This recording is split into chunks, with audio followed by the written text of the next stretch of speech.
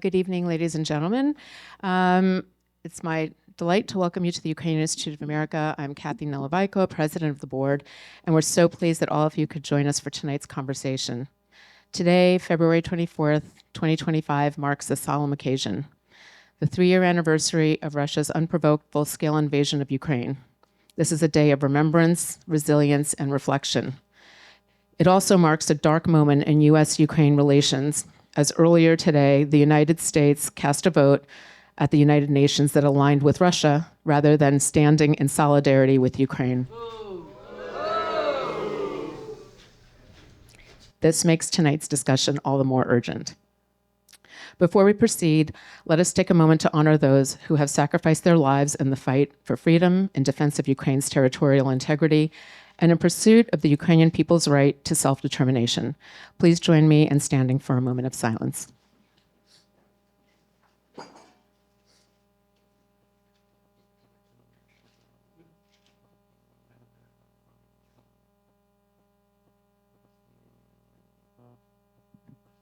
Thank you.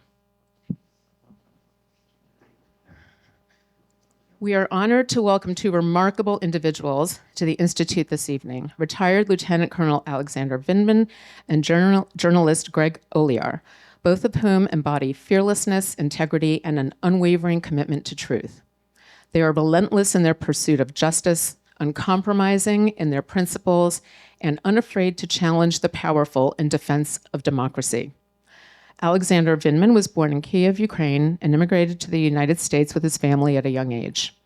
He dedicated over 20 years to the U.S. Army, serving with distinction in various capacities. Notably, he was the director for Eastern Europe, the Caucasus, and Russia on the National Security Council. In this role, he provided critical insights into U.S. foreign policy toward Russia and Eastern Europe. A combat veteran of the Iraq War, Lieutenant Colonel Vindman was awarded the Purple Heart after being wounded in action. He holds a master's degree from Harvard University in Russian, Eastern European, and Central Asian Studies, and a Doctor of International Affairs from the Paul Nitze School of Advanced International Studies at Hopkins. His expertise on Russia and Ukraine is unparalleled, and his steadfast advocacy for democratic values continues to shape the conversation on U.S. foreign policy. We are so thrilled that he and his publisher, Public Affairs, chose the Institute as the place to launch his new book, The Folly of Realism: How the West Deceived Itself About Russia and Betrayed Ukraine. Available at bookstores tomorrow. You can purchase your signed copy here tonight after our program. Greg Olear is a best-selling author, investigative journalist, and political analyst known for his incisive reporting and sharp, unfiltered commentary. As the founder of Prevail, a widely read political newsletter and podcast, he has been at the forefront of exposing corruption, disinformation, and the erosion of democratic institutions. His work is marked by intellectual rigor, moral clarity, and a fearless commitment to holding power to account. If there are any other journalists here, I apologize, but I adore Greg, and he is my favorite journalist, so I'm thrilled that he's here along with Colonel Vindman. Together, Lieutenant Colonel Vindman and Mr. Olear exemplify what it means to stand for truth, even when doing so comes at great personal cost.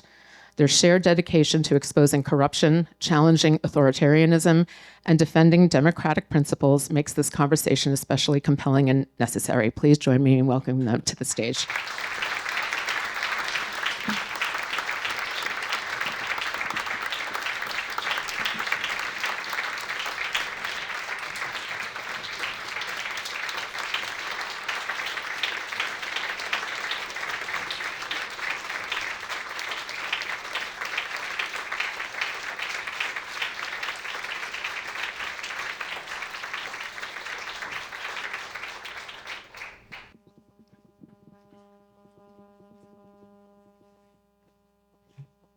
It's on me.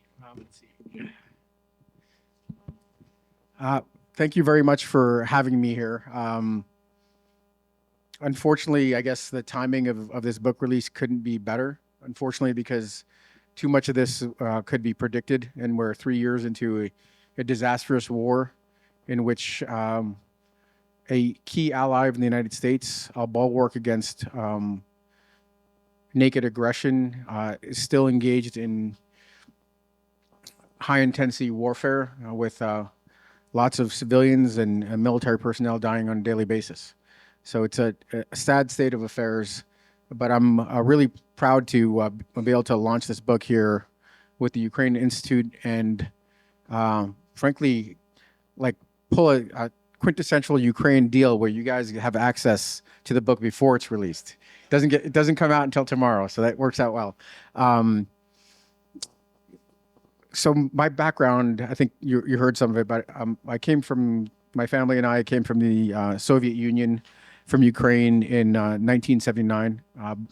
Raised here in New York City, finishing up high school, went off to university, and then started a 22-year military career with postings all over the world. Somewhere down the way, the military gives you a little bit of say in what you want to do, and I became a foreign area officer. And then I decided that I think I could make a contribution based on my language, speaking Russian. The military trained me in Ukrainian, and then sent me off to Ukraine to live for a year, understand the importance of Ukraine to U.S. national security, the defense enterprises, the political relationship. In 3 years in Moscow, some advanced degrees, and then I went to the Pentagon, where I wrote the national security strategy, the Russia component of that strategy, and then I was asked to join the White House. And somewhere in there is, I guess, where I became a public figure, drawn into the public eye, because I exposed presidential corruption. I felt it an acute threat from a couple different perspectives. One, that Ukraine, already in a state of war from 2014, 5 years into a war, was being extorted for an investigation, and that this was a prelude to something bigger. I couldn't say I could foresee a full-scale conflict, at least not that early. Certainly, it was clear to me by 2021, but that this was a danger point, a flashpoint for a broader confrontation between Russia and the NATO alliance in the U.S. and frankly shaking up the whole world order. And I also felt it acutely from a democratic standpoint that President Trump, engaging in naked corruption, was attempting to steal free and fair elections, something that makes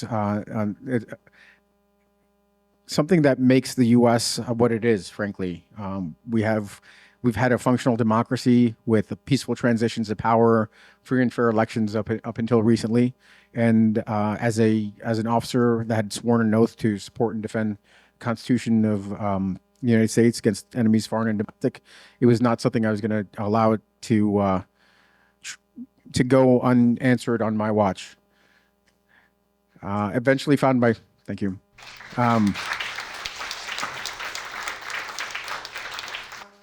Eventually found myself on the outs with the Trump administration and compelled to end my career. I wanted to continue to pursue my understanding of the region and undertook a doctoral program at Hopkins. Strangely, it was on an area where I'd spent quite a bit of time living in Russia and Ukraine, studying these areas in a significant amount of depth, and trying to understand how the relationship devolved.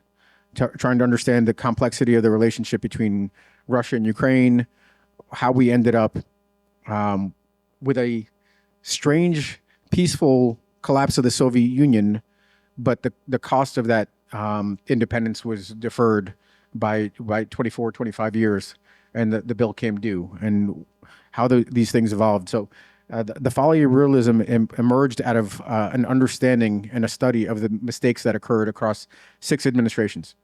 What we're seeing today is the most excessive, most extreme version of the mistakes that were made over the course of the preceding,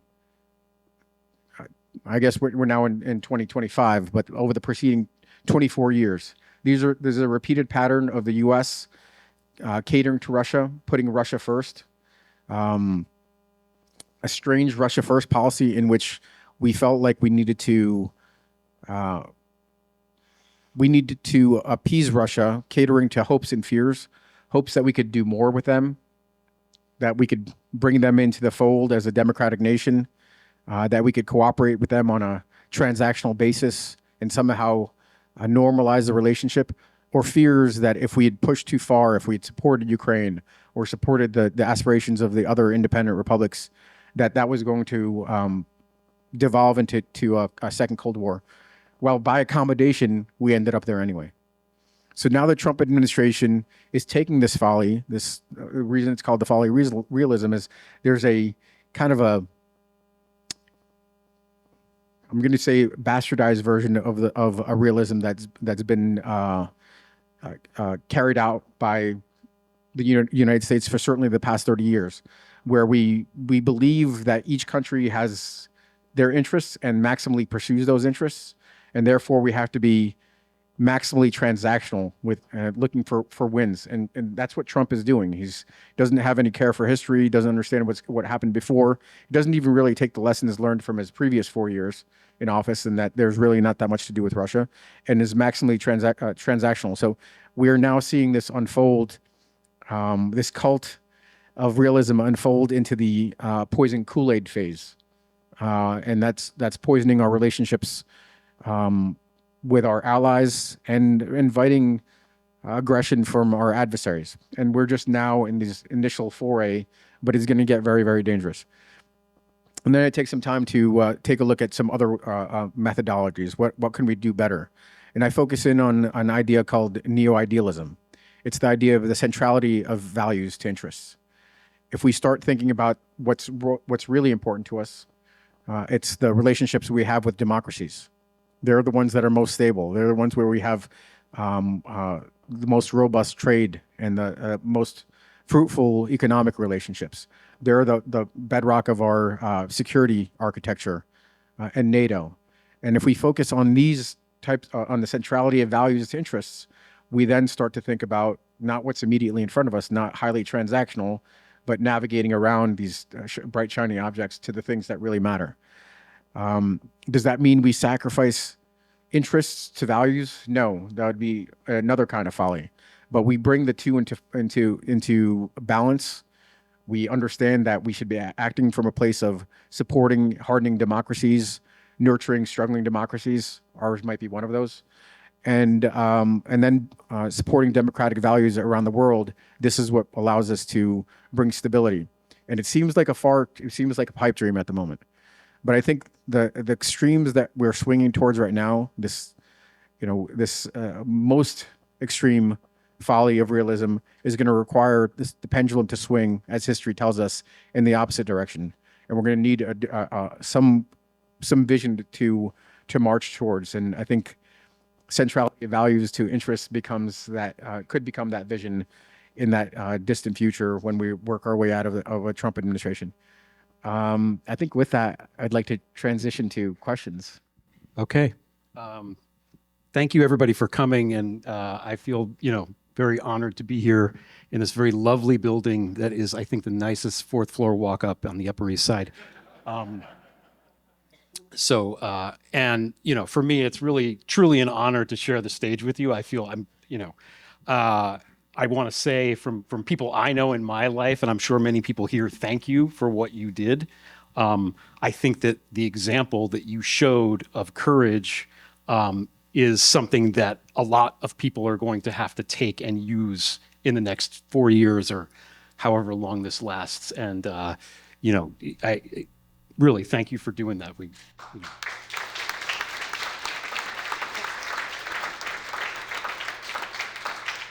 I might just riff off of that and say that what folks identify as courage was maybe a kind of a Brooklyn-esque type of irreverence.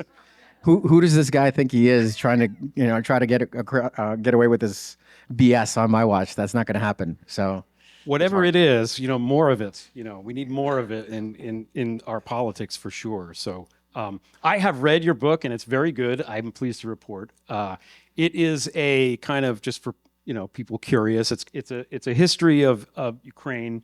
You spend a little time in the more ancient history, and then a lot of it is from the fall of the Soviet Union on. You talked already about the neo-idealism, which is the kind of more Wilsonian approach, as you say, the pendulum swing. And I don't want to give all the good stuff in the book away here, but maybe talk a little bit about, just so people have a sense of what it means. The Soviet Union falls. How would a neo-idealistic approach to politics have looked at that time, and how would it have been better? What would be different? I'm not 100% sure it would be, that dramatically different. I think back then, what you have in the George H.W. Bush administration and very quickly in the Clinton administration is a recognition that there had to be investment into the region from a security standpoint and from a democratization economic standpoint. We faltered in certain areas. For instance, we had our own, we think back to that period of time, we had our own recession. So we didn't put the robust resources required to help transition these countries, both Russia and Ukraine, to, now you have a democracy. What does that mean? Does it come with prosperity? And the answer for a lot of people was no. It was a time of troubles. It was some dark days. So that might have been something that we were a little bit more thoughtful of, a Marshall type plan where we invested in that part of the world to help them transition. I could see the opposite justification for maybe not doing that. We'd engaged in 40 years of Cold War, spent enormous portions of our national wealth to fight the Soviet Union. Convincing somebody to spend resources into the Soviet Union was hard. So that's why I think it's a fine edge on what we could have done. We should have. If you talk to, I interviewed Clinton and Gore. Their aspiration was to help transform Russia and Ukraine, but they weren't able to bring the resources to bear. What they did do is that they focused on security, and what that called for is really partnering with Russia to help denuclearize the remaining republics. So Kazakhstan, Belarus, and Ukraine. Ukraine had the third largest nuclear arsenal in the world, over 4,000 nuclear warheads. And the plan that they came up with is that Russia, the imperial center, was going to be part of this formula and collect up the nuclear and nuclear launch platforms, some of which are being used against Ukraine today, like the strategic bombers. And without the commensurate investments in Ukrainian security. So I think there were nuances, but to me, I've talked to the policymakers from that time, and to me, I could almost excuse their euphoria at the collapse of the Soviet Union and the potential that you could have pan-European security, that you could have all these dreams of Russia, Ukraine being drafted into the democratic world. But pretty quickly, you learn that that's actually not the way the Kremlin viewed the world. They were weak and not in a position to exercise power. Even internally in Russia, you had a very robust movement for autonomous regions. It looked at times like the Russian Federation was going to break apart, whether that's Chechnya, Tatarstan, which was right in the center of the country, one of the oldest holdings of the Russian Empire. Looked like they were at risk of spinning away. Lots of nationalist movements. So I think the U.S. really doubled down on investing in avoiding the worst case scenarios. There's a portion of the book where I talk about something called the ungroup. Different reasons why it might be called that. One theory is that it was headed by undersecretaries. The other one was that it was supposed to be a cryptic reference to a group that wasn't supposed to exist. It was established in 1989 under the premise of the far-fetched notion of the Soviet Union. In 1989, the Berlin Wall goes down. Bob Gates convinces Bush, that we might need to start taking a look at the scenario. What happens if the Soviet Union falls apart?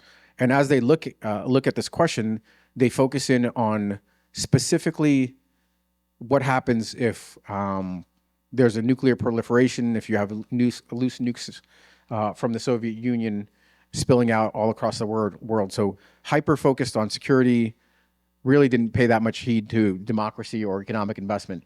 So I think if we did something neo-idealist differently, it'd be doubling down on those relationships. By the time you get to the 2000s, no excuse. It's pretty clear where Russia's headed. It's pretty clear based on their support of genocide in the Balkans, their saber rattling in their own backyard, 2 Chechen wars. that things were not going to play out that way, and we still had blinders on, succumbing to these hopes and fears I was referencing. I think you do a really good job in the book of balancing that and not saying, "Hey, you did this wrong." And you really give time to explain why they did what they did, because all this stuff is obviously very complicated and easy for me to sit here now and be like, "You should have done this." I think that's a very good part of the book. Most of the policy towards Russia at that time, as you say, was focused on nuclear containment and disarmament, and rightly so. Now, the threat of nuclear weapons still looms large as we deal with Putin now. We sort of stand back and watch him destroy stuff. And one of the reasons why we have been reluctant to move forward, as I understand it, is because he might launch a nuke someday because of his nuclear capability.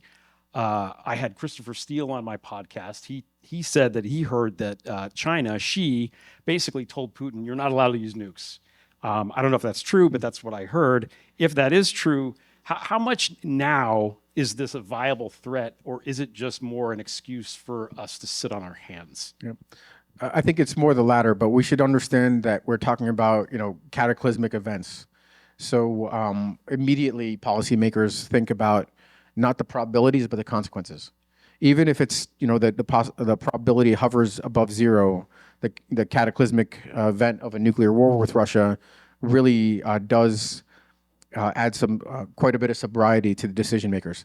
But what should counsel some resolve and some muscularity is that if you continue to bend to nuclear extortion, then that becomes the default tool. Right. And that's not just a message to the Russians that they could get away with whatever they want, but it's a message to other potential nuclear proliferators to build this magical weapon that insulates you from all consequences. So I think that the Biden administration, historically, we've always thought about Russia's nuclear arsenal first and foremost. But the Biden administration, when it was clear, Biden and President Obama, I'd say President Obama, it forestalled probably more fulsome support in 2014, this hope that he might be the one to fix this relationship and finally reset and normalize. We've had this pattern play out now. We're having it play out in front of our eyes now with Trump, but in the most appeasing manner possible. And then President Biden, once the war was clearly going to happen, I was engaging with the National Security Council pretty regularly. They had this group of kind of former seniors, and I wasn't that senior, but former cabinet secretaries and all generals and folks that they would bring in to discuss what's going on, what actions they could take. Generally, they did that to keep us on side, so like this we wouldn't be too critical. But they also did it to solicit some feedback. And there was no ambiguity in the kind of counsel I gave, which is this war is happening. This is the time to act. This is the time to signal sanctions. This is the time to provide support to Ukraine. This is the time to position troops in Europe. This may be the last opportunity to forestall Russia's aggression. And they didn't do that. They didn't want to be. The precipitating factor for things getting worse. Yeah. On the Chicago Bulls in the 1990s, Michael Jordan was given special rules and privileges, and this was called the Jordan Rules. And I was thinking about this reading the book because, as you mentioned many times, the United States took a similar approach with Russia, with Gorbachev, with Yeltsin, with Putin, after the collapse of the Soviet Union. Russia not held to the same standard as all of the other republics for a variety of reasons. Time and time again, we look the other way when they did something singularly atrocious. And Putin has been doing really horrible things for a very long time now. But as far back as the Chechen War and the scorched earth, things that were happening there should have clued us in. Why do we keep doing this? Talk a little bit about that. That's an interesting question as to why we keep doing it. Speaking of folly. Yeah. Why we keep repeating the same mistakes, and now, in the most extreme manner. Possibly because we didn't really conceive of alternatives. We think of the world, even though we're, again, up until recently, we have this very pluralistic notion, and we want to have good relationships with everybody, we still think of the world in spheres of influence and great powers. Realism, couches a particular type approach to great powers, that you're deferential potentially to great powers as regional hegemon. You want those to be good actors, but you'll take bad actors too, because they're fellow great powers and they're treated as exceptional. And Russia has been treated as exceptional for certainly the entirety of the 20th century, or the vast majority of the 20th century, and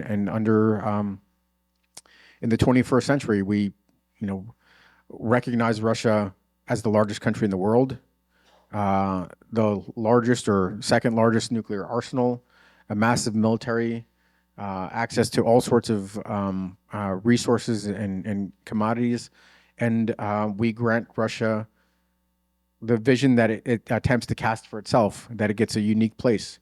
And thinking about it differently looks unnatural to us. Now that Russia is clearly a bad actor, we should obviously change course. We didn't do that sufficiently under President Biden, and we're going in the exact opposite direction with Trump. So the only thing that I could think of that could potentially break through is Trump doesn't want Putin to be the winner. He wants Trump to be the winner. He will say that. He will say, I want Trump to be the winner, even though he's talking about himself. But so there's a way for his staff to indicate that there's a path to him being the winner, a path to him being a peacemaker. It's not by letting up on Russia. It's not by alleviating sanctions. It's by supporting our allies, supporting Ukraine, tipping the scales in Ukrainian favor, because the Russians are the ones that are uncompromising. So there's a way to couch this, and certainly you could see that battle playing out right now, actually, within the administration, when you have Secretary Hegseth in one moment saying that that Ukraine is going to have to give up its territory, that it won't be a part of NATO, and Trump validating that approach, and then 24 hours later saying we can't have Putin be the winner, but then 24 hours later reversing course again. So I mean, it's all over the place, but there's potentially, you could see that tension within the administration, folks trying to explain to the president what the consequences of some of these actions might be. I mean, the problem with him is that even if there's an agreement, he's not going to abide by it. This has been Which one? I'll let you say. No.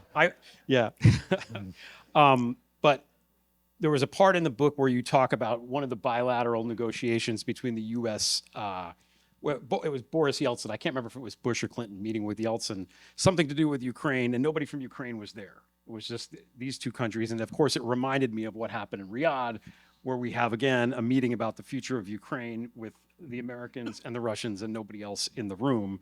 Now, the joking aside, this new administration is, I think chaotic is the word you use in the book. That's one word that describes it for sure. What did you make of that summit specifically, and all of this, and what does it portend? So I think the epilogue was written on the 6th or 7th of November, right after. So it was before the inauguration, before we saw the nightmare unfold. Look, I look at things as from a national security lens. I try to not be overly emotionally invested into these things, although it's hard to kind of keep seeing that a train wreck unfold and screaming about it and not being able to do anything about it. But Riyadh, I actually didn't I didn't really think that much about it. The way I saw Riyadh was an effort to normalize. It was billed as a peace talks, but it wasn't. It was a means for the U.S. and Russia to look at a path to normalizing the relationships. I don't know why they build it that way, but certainly, there's not a substantive conversation without Ukraine or Europe in the room, because the Russians are going to do what they want. The Ukrainians will ultimately do what they want. I mean, they're willing to compromise as much as they can to achieve an end to the war, but they're not going to forsake sovereignty and independence. So again, you can't force peace down the Ukrainians' throat. The Russians want total capitulation. So this was more about, Trump visiting Moscow. This was more about, some starting some low-level conversations, or maybe not so low-level, rather than specifically about peace. The historical reference to the nuclear talks, and maybe it's a bit of a guide. What ended up happening in those conversations between the U.S. and Russia is that Ukraine wouldn't play ball. They weren't going to be sidelined when they had 4,000 nuclear weapons, and they needed something. They needed at least some security assurances and some economic investment in order to move forward on that. So eventually, Ukraine had to be brought into the fold. The great powers could talk all they want, but other countries have agency also. Yeah, yeah. And then when I say things happen so quickly, I forget. Trump put out the statement on Truth Social, which is neither true nor social. This long, clustered thing with weird capitalizations, like he does, basically taking the Kremlin party line about Ukraine and spewing it out to his however many weird followers he takes. And what's the tactical advantage of that? What do you think he means by that? Is there any way to read that as anything other than capitulation? It's interesting. I'd say he has a mode of operating where he could be a tough guy with small and medium states and bully and coerce, but he can't do that with large states. That is not effective. I mean, first of all, he doesn't get anywhere with it. He slaps tariffs on China. China slaps tariffs back on him. The Russians are not going to bend, without a great deal of coercion on what they think is absolutely essential. The reason that the Russians are fighting this war is they truly do not, the elites don't accept Ukraine as independent. Not because it isn't. Ukraine has had its own separate culture, identity, has been struggling against Russia. It's because it's key and central to Russia's conception of its own power. It needs this trifecta of Great Russia, Little Russia is how they refer to Ukraine, and Belarusians. So for them, the only way they'll give up is if they are coerced into doing so, and they're coerced from a position of weakness. Sanctions, the economy's teetering, economic victories on the part of military victories on the part of the Ukrainians. Right now, the Ukrainians are losing some territory, but at a very high cost to the Russians. But it's roughly evenly matched. At this pace, the Russians, it would take them some crazy number like 83 years to achieve to get to Western Ukraine. That's a silly sounding statistic, but it's just a snail's pace of advance. So pushing resources into Ukraine, helping Ukraine get the upper hand, not to maybe liberate all the territory, but to convince Russia that it's time to sue for peace, is the way you end this war, not by appeasing Putin. But again, Trump's technique is to believe that he could use some of his personal charisma. He's got some. He certainly has some over swaths of the American public, and that he could potentially use this, pandering, this appeasement to get Putin to compromise. That's not going to happen. So what we could end up seeing is somewhere down the road a scenario in which he doesn't get what he wants from Putin, but and in order to come out looking like he's a winner, then you could have a review of the Ukraine policy and maybe some rebuilding of bridges. But that's going to be some time. May I speak briefly for the unwashed masses? Forgive me. I'm a lowly sergeant. I'm not an officer. Thank you so much for standing in the breach, Colonel Vindman. Thank you. What was the declaration? We signed today a declaration against Ukraine. Was that already covered? We haven't talked about it, but what you're referring to is Ukraine forwarded or advanced a condemnation, a call on Russia to withdraw its military from Ukrainian territory, something that we've supported on probably a dozen occasions. And the U.S. sided with the Russians on this. Not only that, but all other dictatorships, if I understand. Correct. So, yeah, can we wait until the Q&A section? Well, I thought that was it. He just, No, okay. no, not yet. Okay, But well, thank you. anyways. I appreciate the question, breaking Sergeant. rules. Yeah, Sergeant, that's cool. One of the things, and you talk about this in the book too, but I want to ask just point blank, why did Putin invade when he did? Because this is something that I've always asked people when they come on my podcast, because why not when Trump was president the first time? Why wait? This is where I've tried to communicate this to the American public, and it really just, certain things are just too complex to break down. So the story is to me relatively straightforward. The reason that Putin waited is, first of all, he wanted to see the outcome of the 2020 elections. So part of that was seeing if he got a second Trump administration that breaks NATO and withdraws support, then you might not even have to have an invasion. You could, or you have a different kind of invasion where there is no support for Ukraine whatsoever, and then maybe the war unfolds in a different manner. So that to me, it crystal clearly explains why.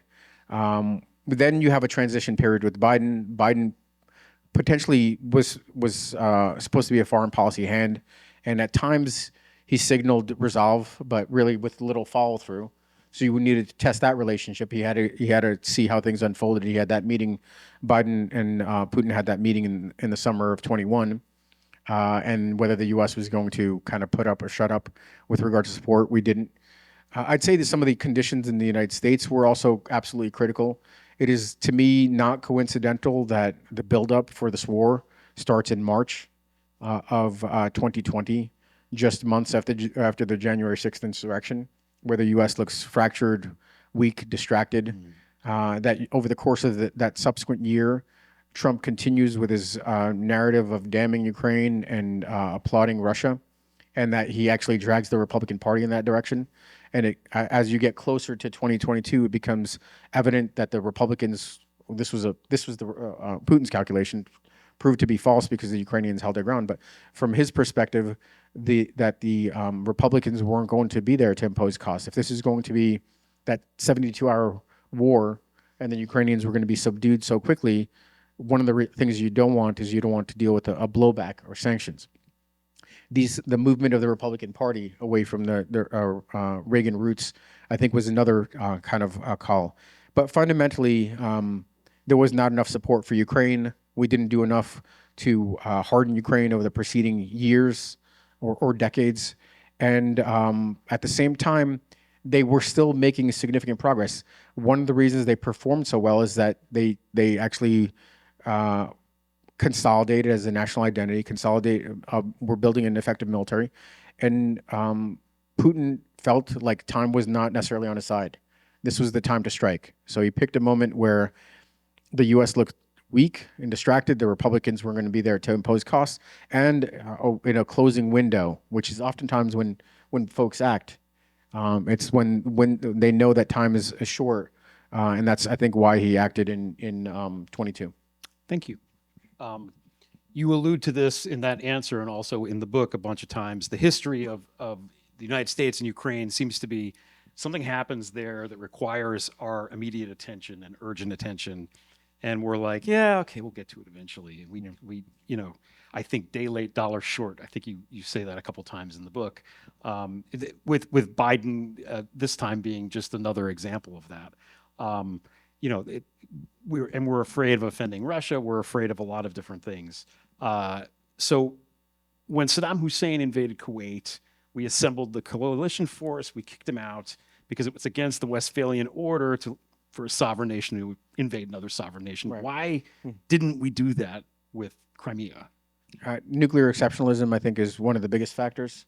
Both Russian exceptionalism, which is different, that Russia has a unique place as one of the, maybe one of the poles in the multipolar world, or a great power of sorts, arguable, given their performance, the size of their economy, but still they get an exceptional place. And then I think the nuclear component is very, very overstated. what is clear to me in my interactions with the Russians at the highest level, I was in the chairman of the Joint Chiefs office when he's taking a call from. Well, I'll tell this story. So when Assad used chemical weapons against the civilian population, the U.S. decided to strike targets, Assad regime targets, and some of those targets were co-located with Russian troops, and we warned the Russians that missiles were coming, and then Gerasimov, the general, wanted to have a conversation with Chairman Dunford at the time, and I knew that these strikes were going to occur, and I was like, "Hey, boss, do I need to stick around? We have these missiles going in. Russians are right there."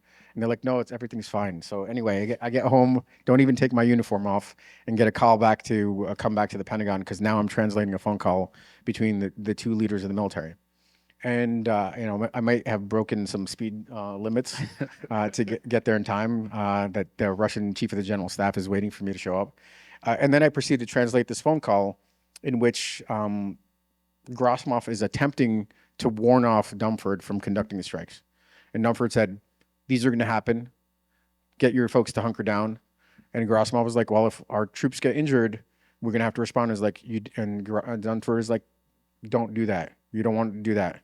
We will defend ourselves." And then you could see all the, the air come out of Gerasimov, because they do not want this fight. They do not want a nuclear war with the U.S. They don't want a conventional war with the U.S. or NATO. They are full of bluster. They will say a lot of things to get the U.S. to self-deter, but they are deathly afraid of an outright confrontation. And it's not a surprise why. Look at how they're performing against Ukraine.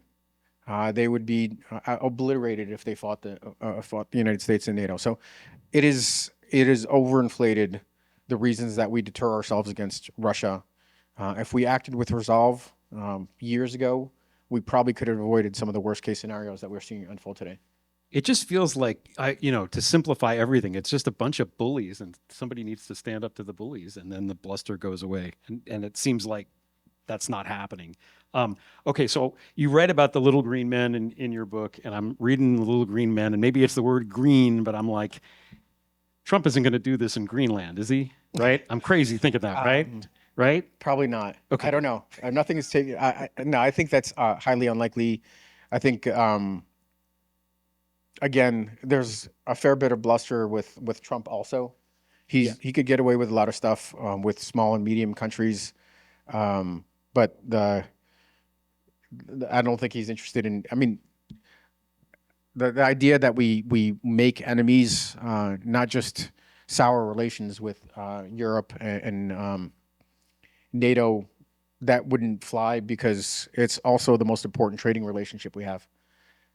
So I think that's probably okay, and maybe that's one of the reasons why he's looking to steal half of Ukraine's rare earths, because he's not going to get them from Greenland. It's crazy. Oh my God. So I'm really frightened about Hegseth at the Department of Defense. He had this, Friday night massacre firing of generals and high ups. And as you tweeted, JAGs, which is ominous to say the least. And I am told that the new Joint Chiefs guy, Raisin Kane, which sounds like the villain from a Stallone movie, was known in Iraq as the Angel of Death, which, it's just what I heard. I don't know if it's true. He's an Air Force guy. I'm not sure. The Air Force can't be angels of death. Okay, good. I'm glad you. But what do you see happening there? And the main thing that I'm afraid of more than anything is that we're going to get into a situation where the military is going to be asked to do something illegal, such as occupy Manhattan or something. And he seems to be eliminating the guardrails and putting people in place that will impose those laws. So he's absolutely looking for a free hand, no guardrails, completely unconstrained, wants to do whatever he wants whenever he wants to do it. And he's populating the executive branch, weaponizing the executive branch to where their executive branch is now becoming a malign actor not all the good things that they do for us on a daily basis, not all the services they provide, but frankly, breaking things. So he's has every intention to do that, the same thing with the Department of Defense. But the Department of Defense is populated by the services, and the services are values driven. When you talk about the Army, that means loyalty, duty, respect, selfless service, honor, integrity, personal courage.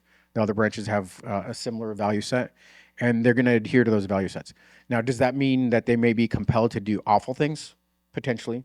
They're doing some sort of police work on the border, rounding up undocumented, illegal border folks crossing the border illegally.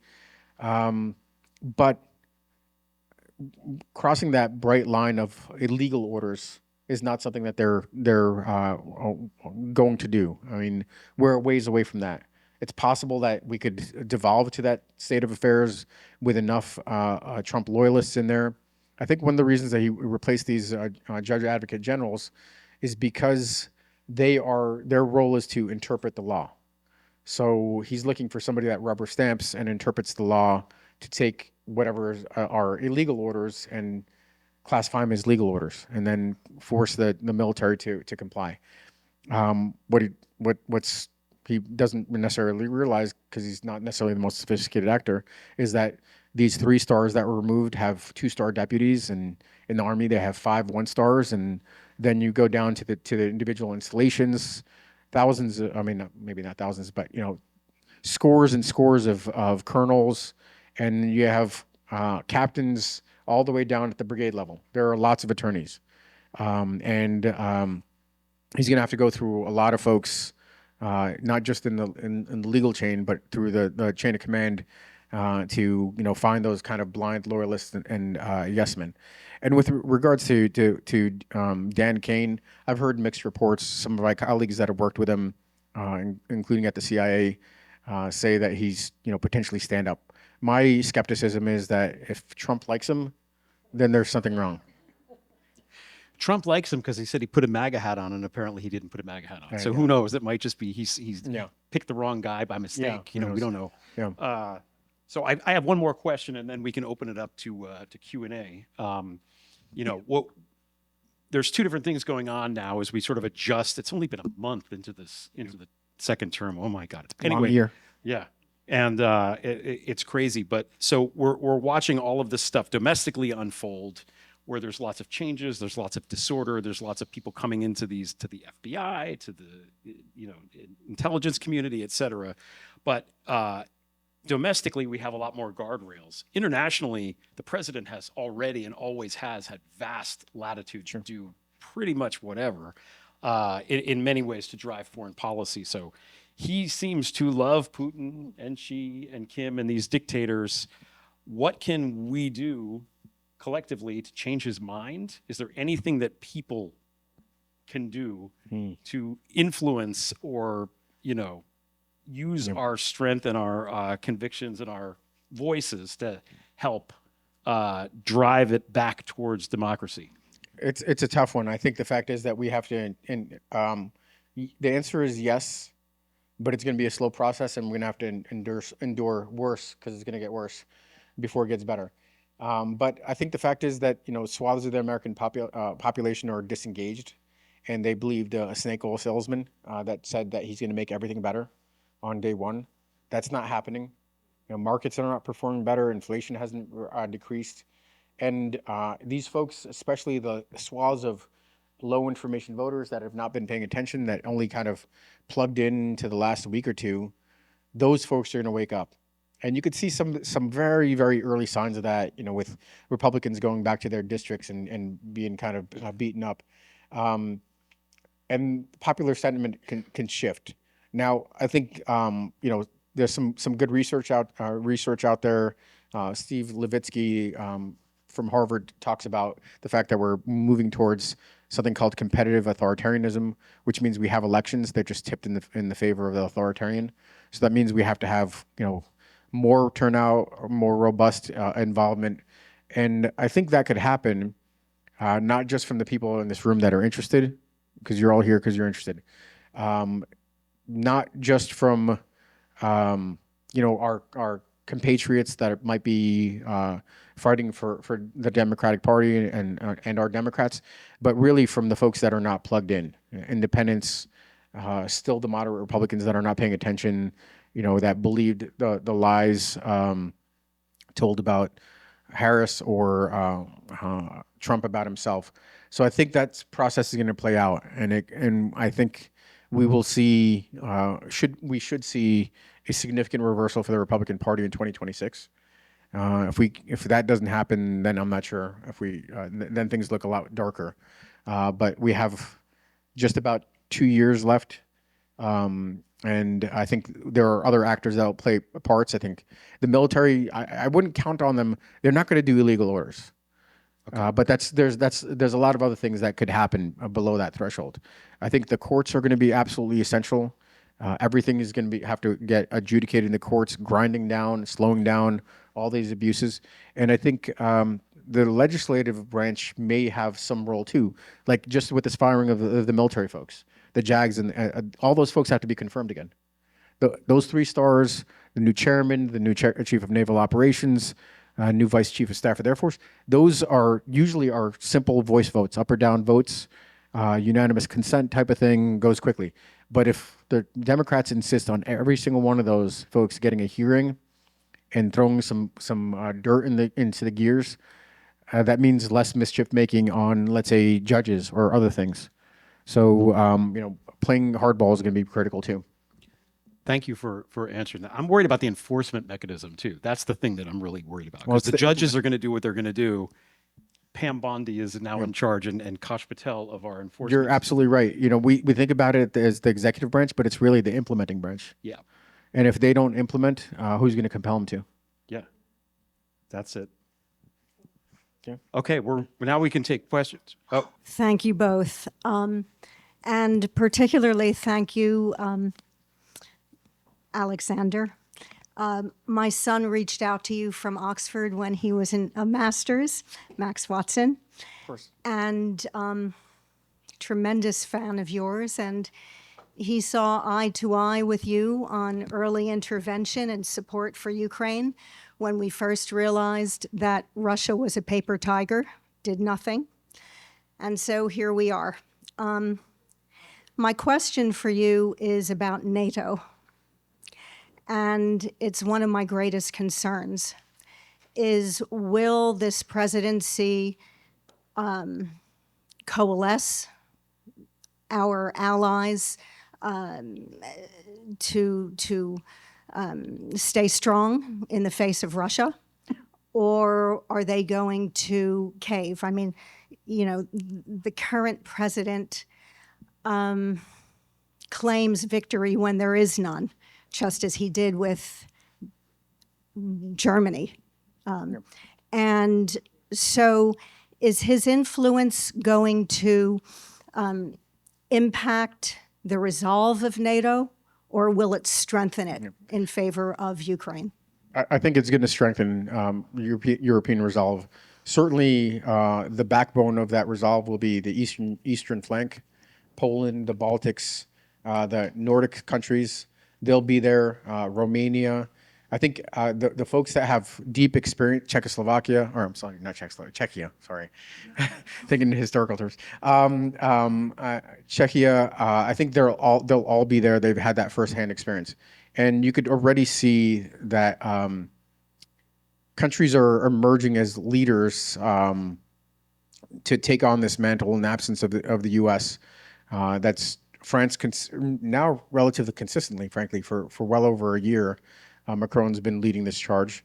The Germans have been arresting it, but they're with the CDU now coming in and likely Chancellor Merz pledging support, including providing long-range missiles to Ukraine.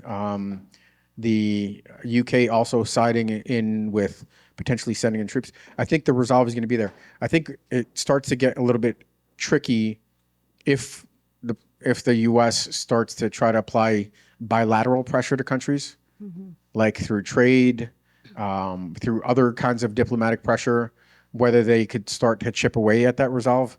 But I think, and security hasn't been forefront of mind for Europe. they've been happy as clams for a while, enjoying, at times being free riders and not sharing the burden of security. I think they're going to have to step up in a big way and rebalance their thinking about security. I think a lot of that's already happening. The new Secretary General Ruto's already talking about 3.5% of GDP from the contributing countries, well above that 2% that was discussed in 2014. 24 out of 32 countries already meet that threshold. So I think we're going to do better. Thank you for that. I would agree, and it seems as though the United States is rendering itself obsolete in the world, and we're going to be replaced, and that's unfortunate for the world and for us. But thank you so very much. Temporarily, I think. Thank you very much. I repeat everybody else's thanks. You retired from the service, but you're still serving our country, so thank you very much. Comment, please, on the following. The good guys have a global economy, or part of the global economy, that exceeds 50%. And that includes not only Europe, North America, but also Japan, South Korea, of course, and Australia and New Zealand, of course. And they have a total of approximately 1 billion people. Russia has an economy about the size of New York City with about 140 million people. Our capacity, resources economically, militarily, exceeds Russia's. Further, we are not dependent on Russia for nothing. I don't have a frying pan in my kitchen made in Russia, but I do have a frying pan, unfortunately, from China, which I'm going to chuck. But other than the pressure that Russia had, the dependency on Russian energy, that's it. No ideals, no principles, nothing manufactured.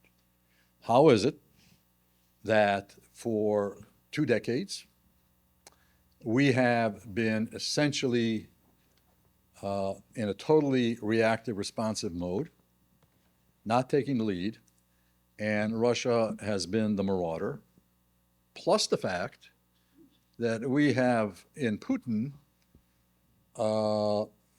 he has the legacy and he admires Stalin with everything that Stalin represented.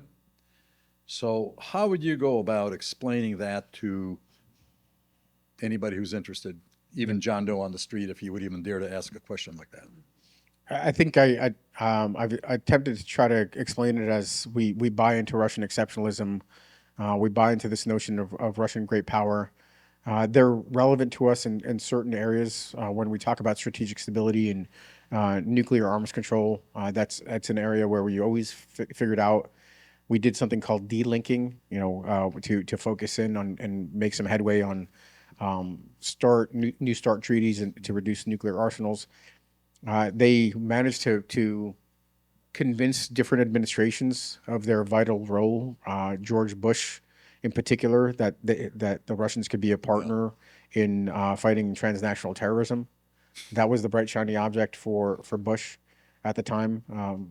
Clearly a mirage, but it did effectively stay our criticism and conditionality around support to Ukraine. The threats, I think it does come down to a lot of these hopes and fears. There's some mystique about Russia that we haven't been able to cast aside. I think if we fundamentally understand the way you couched it, as they're, by landmass, they're something, but in all other measures of national power, they're really insignificant, and they've proven themselves to be such in the military sphere. So, maybe it's something to do with education. If we're better understand, what Russia is and isn't, we might stop this pattern of resets and normalization. But there's, every single administration that I've been a part of in one way or another, even lower down in the ranks, fancied itself as somehow managing breaking through and managing to make headway, and we haven't learned those lessons. Yeah, haven't learned. We've never learned. Thank you. There's a great book called Punishing Putin by Stephanie Baker, who's a reporter for Bloomberg, that talks about all of the way that we tried to wage financial war on Russia for the last 3 years. That kind of gets into some of the complexity and how hard it is to do that in practice. Anyway. I'm going to jump in just very quickly. I'm sorry. And nothing personal, dear Victor. There are a lot of people that want to ask questions, so I ask you to be very brief if you can so that we can come through as many questions as possible. Hi, I'm David Caldine from Fairfax, Virginia. And how would you assess the potential of the new Chancellor Wirtz to leverage his coalition government to provide security assistance to Ukraine? Yeah, so I think some of those things are going to be easier, like the bright, shiny objects, like these Taurus long-range missile systems. I think that's moving forward. Germany has a very important industrial base. They've already made some investments. Rheinmetall, they're looking at partnerships on vehicle manufacturing, on artillery. I think some of those things are easier. But the problem that the Germans have is that they have a couple of different problems. One is that they've allowed their military industrial base to atrophy in a kind of, in a very, very terrible kind of way, where it's going to be a concerted effort to rebuild. They have this idea of, I forgot what it was called. They had a program to recapitalize the military. I'll remember the name here in a minute. And they've developed it under Olaf Scholz, but it didn't really manifest. I think it has an opportunity to do that under new leadership. They also have to contend with something that, this is where it gets a little bit more troubling. Their economy looks like it's slowing down. It is looking like it's less competitive. Productivity is decreasing. Can they afford to invest in their defense industrial base, support Ukraine, and re-energize the economy? So there are some challenges there. I think in the short term, I'm more optimistic whether they have the staying power based on the economic factors, and maybe some societal divides that occur as we get deeper into the new coalition government, and whether they have the staying power, that becomes more of a question. But I think in the short term, you could expect Germany to be there probably in a bigger way than they have been recently. Thank you. When you spoke, Zeitenwelden, I think, is the name of the program. This recapitalization. When you spoke earlier about Trump's motivation and talking about the kinds of steps or not steps that he's taking with regard to Russia, you spoke about technique, you spoke about charisma, and there have been many there have been many things written, and actually Greg's done a lot of this with one of his colleagues, LB, in terms of the history of the Russian influence on the Republican Party and the oligarchs like Semyon Mogilevich.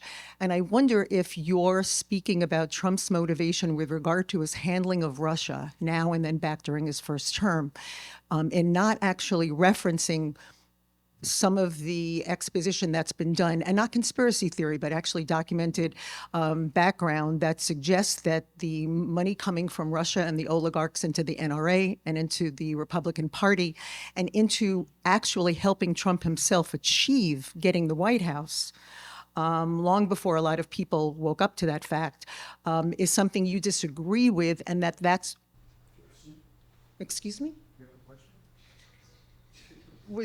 I thought I was pretty clear what I was going to finish the question. Thank you. Do you disagree with that assessment, and is that why you hadn't really gone into that as a motivation? I think some of these things are in play. Thank you for the question. I think some of these things are in play. Certainly, Trump is highly transactional. If he sees a financial benefit, he will charge at it and seize it.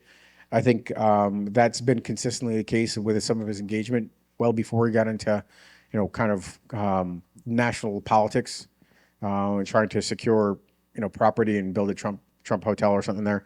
I think some of these things are in play automatically because, again, I think Trump buys into exceptionalism. And for the longest time, I have a good appraisal of the influence that the Russians had on the 2016 election. They were marginal. We had other internal factors that were far more deterministic. That doesn't address the question of collusion. There was. It's just that the Russians didn't play, weren't critical there. But as I look at what's going on right now with the second Trump administration. I guess a lot of it could be explained by the fact that Trump really is enamored by authoritarians, is enamored by Putin, who's not been, it hasn't really proven himself to be a strongman, but there's some sort of affinity there. But I ask myself today, for instance, after this UN vote, why is he working so hard? Why is he working so hard on behalf of Putin? And I find myself questioning, is it enough that it's transactional? Is it enough that he's enamored by Putin? Is it enough that he's felt slighted by Ukraine? And I don't know. Because he's not really getting anything out of the relationship yet. Maybe he thinks this is a way to deliver this peace and the kinds of other wealth and benefits that he can get. But I don't know. It's just strange. I don't have a good answer for that one. But I'm not a conspiracy guy, so I the fact that they have compromising material, I'm not there yet. So I'm going to jump in again, just because we pride ourselves here on being a very civil environment. We like openness, we like politeness, so we hope that all of us tonight keep that frame of mind. Thanks. At the beginning of your introduction, you stated that you exposed the president's corruption. Who did you mean in first place, Biden or Trump? Thank you. Do we have another question? No, that's it. Okay, then let's move on. I think I was pretty clear. Not at all. But anyway, thank you for your answer. Although I do accept some conspiracy theories and do wonder whether Trump is not an agent of Putin, I'll ask a different question in that, do you think that he thinks that this is a strategy to acquire, by siding up to Putin, that it is the way to acquire Ukraine's mineral rights, and that he thinks the victory will be in getting that? I think that's potentially part of the deal. Russia's got a significantly larger economy than Ukraine, although what the U.S. Was looking to do is they were trying to get a down payment or kind of a loan shark type deal where it was $500 billion for the $100 billion in aid that the Biden administration provided. But then also somewhere in the ballpark of $18 trillion, they wanted half of Ukraine's rare earths, and that's estimated at somewhere around the ballpark of $37 trillion. So if that's the case there, it's bigger in Russia. I think it's some of the other factors I talked about with regards to his affinity for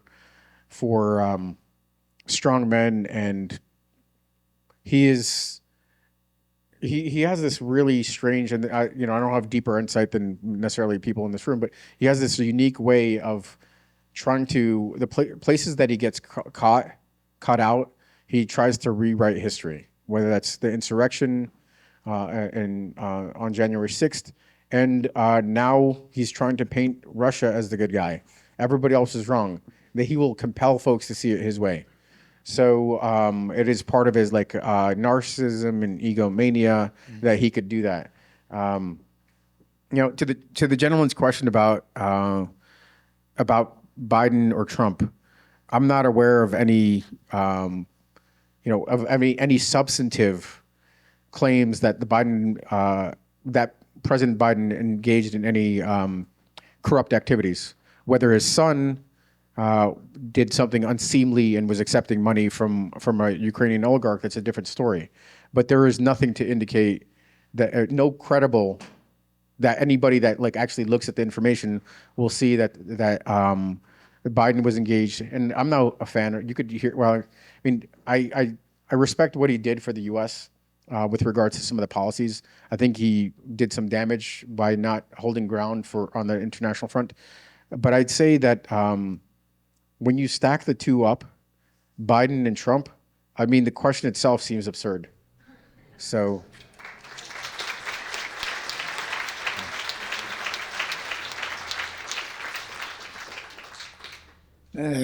What is your vision about Trump's help Ukraine in field of energy? Because he talking too much of minerals. Yeah. We know minerals need big investment, and a refund from this investment maybe 10, 20 years. Trump will be goodbye, maybe Yeah. death. Yeah. So We have. yeah. Go ahead. I'm sorry. Go ahead. Every year I stay in Ukraine because I'm a green card and 6 months have right to stay in Ukraine. And I see what is problem with energy. My city, Lviv, all time used portable generator. It's very big problem. All energy infrastructure is destroyed. Now, this big guy Trump promised something wrong because he don't understand energy, must don't understand how working energy system, and the most important, United States is forever lost leadership in energy supply, in nuclear energy, because I'm nuclear engineer, I know that.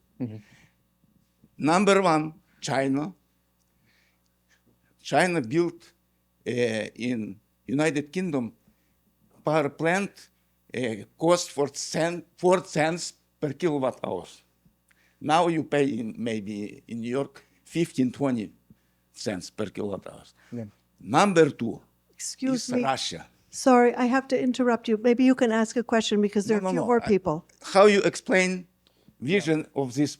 Yeah, I think nuclear cooperation. We were moving in the direction of nuclear cooperation. Westinghouse was attempting to make some infrastructural investments. Of course, it's Westinghouse that provides the nuclear fuels for Ukraine.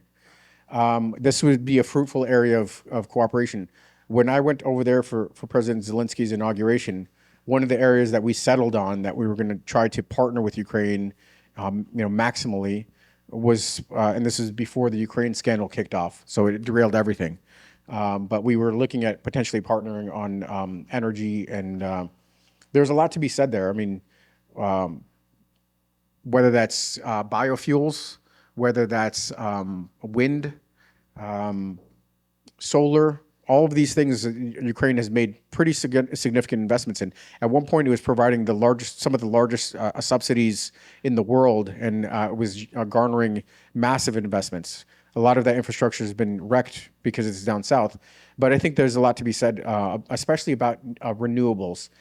The legacy area of gas and oil, that's a tougher place for the U.S. to look, even though there were things we could do. And the reason is that those legacy sectors tend to be extremely corrupt, and it's hard to penetrate and partner.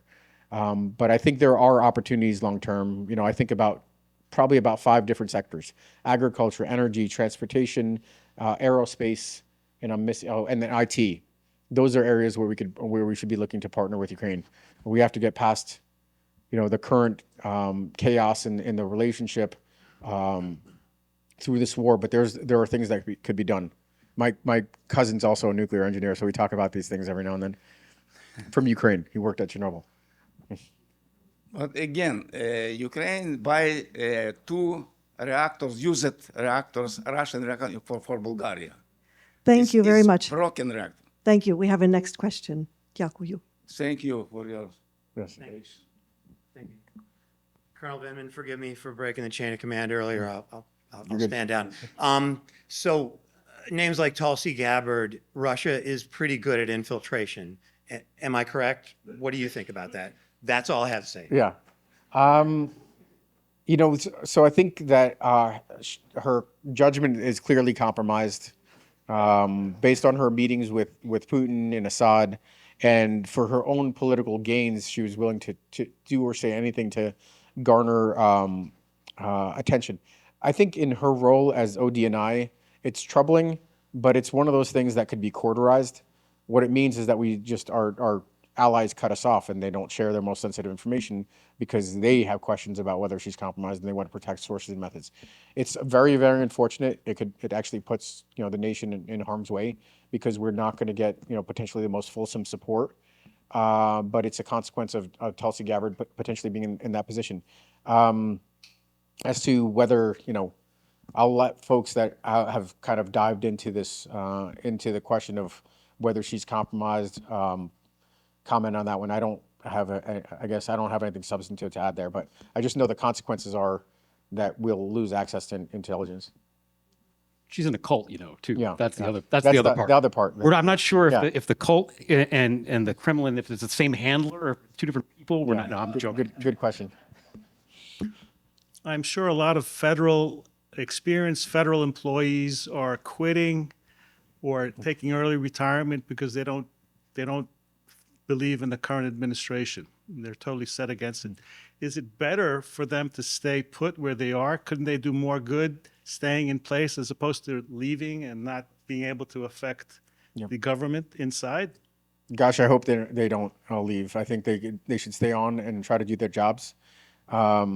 It's a tough call, frankly. I think, just in my own decisions about whether to join the Trump White House, I was cautious. I talked to a bunch of folks and tried to figure out if I could do good, because I knew seemingly my views with what needed to happen to secure the United States were at odds with the president. He ultimately signed a national security strategy that I helped draft that suggested that he would on paper that he was going to help advance U.S. national security interests. And when that proved to be false, I still thought I could do some good in even more limited roles, because at some point after I reported the corruption, I ended up being a target of retaliation. I think when you are the focal point like that, it becomes really hard. But if you're generally working inside government, providing services to the American public, that is an awesome responsibility, and I would encourage those folks to stay there. It's a question of when their values come in conflict with what they're directed to do. That's when it becomes a challenge, and that's when folks tend to resign and protest. But just to leave because they don't agree with the president when they have an important job to do, I would counsel against that, because we need good people to stay in position and continue to hold the line and protect institutions and provide services to the American public. Assuming, unfortunately, that NATO membership is off the table for Ukraine, at least in the short term, what do you think an alternative security guarantee for Ukraine could look like? Does Europe have the capacity and the will to be a sufficient deterrent against Russia? Thank you. I think Europe does have the resources. We're still talking about somewhere in the ballpark of 18 to $20 trillion economy. So economically speaking, they have the resources to really significantly increase their defense industrial base and defend themselves and extend defense and deterrence to Ukraine, if that's a way to settle this conflict. There are probably not. I mean, the ultimate security guarantee is Ukraine and NATO. That's off the table with the Trump administration. So for the foreseeable future, I think Europeans potentially putting forces in Ukraine also significantly ratchet up the risks for Putin in a way that he doesn't want. He would like to pick off European countries, break the alliance, try to shift to bilateral relations, bilateral coercion. That's where he has lots of tools against the Baltics or even Poland or something like that. But the Europeans united, that's a high bar, and I don't think he would perform that well. Now, the Europeans have a lot of work to do to in the absence of U.S. presence and resolve to rebuild some deterrence and defense, to further warn them off. But I think that's not a fight that Putin is interested in having, at least not in the near future. Maybe down the road, 4 or 5 years. Thank you. Two quick questions. Thank you, first of all, for your continued moral stance on Ukraine. And first quick question is, given the atrocities Ukrainian people are experiencing on a daily basis, was it a mistake to give up the third largest arsenal of nuclear warheads? Yes or no? So if you, that's one of the things I talk about. I basically look at critical moments in the U.S. relationship with Russia and Ukraine. I look at independence. I look at denuclearization. I looked at the Orange Revolution, 2014, 22. And one of the things that in my interview set that becomes clear to me is that the that the Ukrainians couldn't necessarily sustain a nuclear arsenal. They didn't have access to, the weaponized material that they would need to sustain a cycle, to sustain a nuclear program, especially as weapons were being achieving expiration. And I talked to some of the principal authorities that worked on nuclear. So I think when the Ukrainians were looking at this question, it wasn't whether they keep a nuclear arsenal, it's what can they trade an arsenal that they potentially can't manage anyway in exchange for. And the best that they could manage was security assurances, which turned out to be meaningless, and some financial support. So I don't think it's entirely fair to say that the Ukrainians could have retained it. One of the first things they gave up was that the things that they could most readily employ. The tactical nuclear weapons were the first things to go over to be transferred over to Russia. And then when you get to the strategic arsenal, that's something that requires a lot more maintenance. Now, the Ukrainians built a lot of the systems, the delivery systems, but in terms of the warheads themselves, that was not a capacity that they had. So it's not quite as simple as should they have given it up. I'm not sure if they felt like they had that much of a choice, and they were aspiring to join Europe. In their view, they wanted to try to get maximum benefit from giving up something that would be highly costly anyway. Oh, just to jump in there, that was a particularly good chapter in the book. So everybody should buy the book and read the chapter. Perfect. Thank you. One more quick no, question. I'm sorry. But it's always difficult to be the bad guy, but I think that we will wrap it up here. We will have an opportunity upstairs if you join us at the reception to have more dialogue and discussion. And I would ask you now to join me in a round of applause for our guests.